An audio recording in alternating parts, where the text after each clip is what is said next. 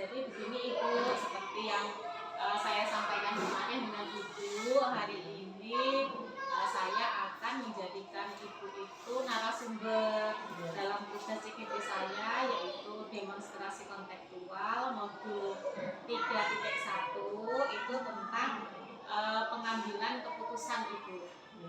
Ya, jadi di sini saya nanti akan mengajukan beberapa pertanyaan. Silakan Ibu jawab sesuai dengan yang biasanya Ibu lakukan di sekolah Ibu ya Bu ya. Oke, baik. Bisa kita mulai Ibu? Bisa.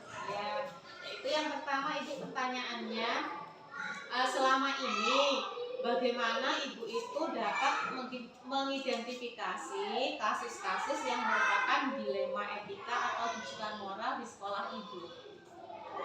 Biasanya saya tahu kalau ada dilema etika saat ada konflik antara aturan sekolah dengan kebutuhan pribadi siswa.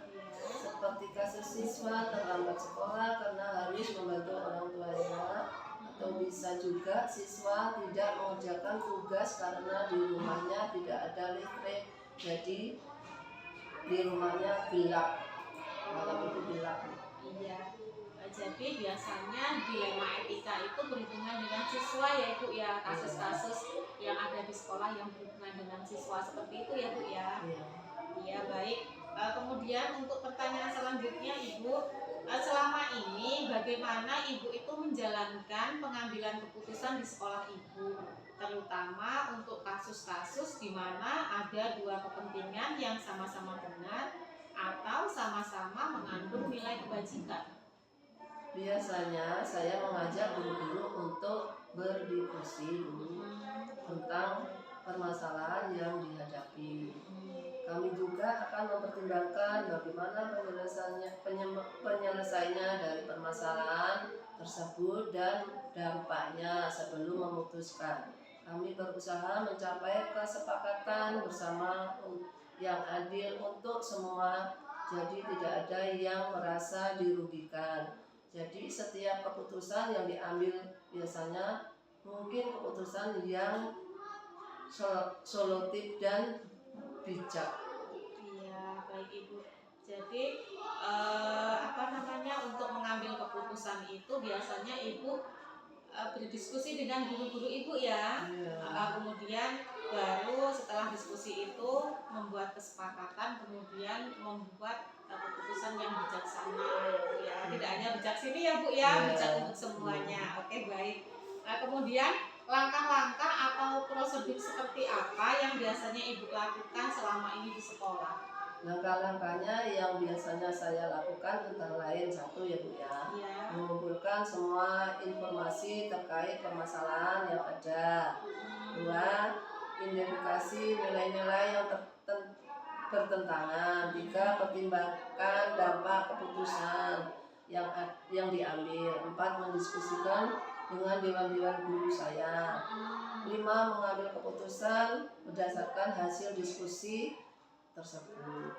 Oke, berarti yang saya catat di sini Ibu itu dalam mengambil langkah-langkahnya itu ada 5 ya Ibu ya. Yang pertama tadi yaitu mengumpulkan informasi, kemudian mengidentifikasi nilai-nilai yang bertentangan, 3 mempertimbangkan dampak keputusan, kemudian 4 mendiskusikan dengan dewan guru ya Ibu, kemudian baru mengambil keputusan berdasarkan hasil diskusi dengan dewan guru tersebut. Begitu Ibu ya? Iya. Oke, baik. Kemudian hal-hal apa saja yang selama ini Ibu anggap efektif dalam pengambilan keputusan pada kasus-kasus dilema etika yang terjadi di sekolah Ibu? Hal yang saya paling efektif yaitu dengan melibatkan guru-guru saya dalam menangan kasus dan pengambilan keputusan, berkomunikasi dengan baik dan transparan dalam membuat keputusan jika mengikuti prosedur yang sudah ada dan memastikan keputusan sesuai dengan prinsip dan aturan yang ada di sekolah. Oke, berarti hal yang paling efektif itu yaitu dengan melibatkan guru-guru ya Ibu ya, untuk diskusi tadi ya Bu ya, bertukar pendapat lah Bu ya. Oke, selanjutnya Ibu, hal-hal apa saja yang selama ini merupakan tantangan dalam pengambilan keputusan pada kasus-kasus dilema etika yang ada di sekolah Ibu? Tantangan yang selama ini saya hadapi antara lain konflik kepentingan antara pihak-pihak yang terlibat dan membuat keputusan yang tepat terkait dengan adanya banyak faktor yang harus dipertimbangkan. Oke, baik. Berarti tantangannya itu lebih banyak ke konflik-konflik ya Bu ya, karena Ya. kepentingan karena melibatkan yang jelas para siswa ya Ibu ya, biasanya juga wali mungkin bisa ya Bu ya. Oke, terus kemudian banyak faktor yang harus dipertimbangkan yaitu tadi faktor-faktor yang menyangkut siswa. Oke, selanjutnya apakah Ibu itu memiliki sebuah jadwal tertentu dalam sebuah penyelesaian kasus dilema etika? Atau apakah Ibu itu langsung menyelesaikan di tempat atau memiliki sebuah jadwal untuk menyelesaikannya? Terus kemudian bentuk atau prosedur seperti apa yang Ibu jalankan? Saya tidak selalu punya jadwal, tetapi saya selalu berusaha menyelesaikan masalah seperti secepatnya mungkin sambil memastikan semua langkah diambil dengan hati-hati. Biasanya saya membuat rencana dan memberikan tenggang waktu untuk setiap langkah, tetapi fleksibel jika situasi berubah. Oke, baik. Jadi kalau misalnya ada masalah, Ibu itu secepat mungkin lah Bu yang menyelesaikannya supaya cepat selesai ya Bu ya, tidak kepikiran. Tapi Ibu tidak mempunyai jadwal khusus berarti ya Bu ya? Tidak. Iya. Terus kemudian adakah seseorang atau faktor-faktor apa yang selama ini mempermudah atau membantu Ibu dalam pengambilan keputusan dalam kasus-kasus tersebut?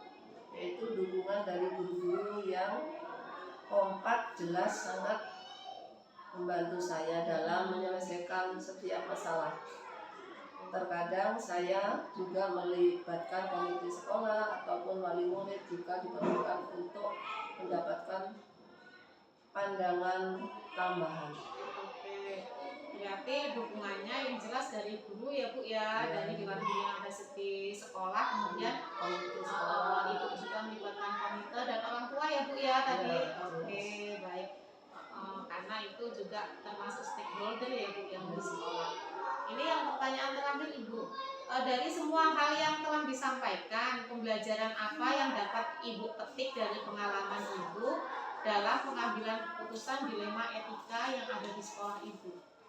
Saya belajar bahwa keterbukaan dan komunikasi sangat penting dalam pengambilan keputusan. Saya juga belajar bahwa penting untuk mempertimbangkan sesuatu aspek dan dampak dari keputusan serta efek fleksibel untuk menyesuaikan keputusan itu diperlukan. Oke, jadi yang Ibu pelajari itu yaitu keterbukaan dan komunikasi yang sangat penting ya Bu ya.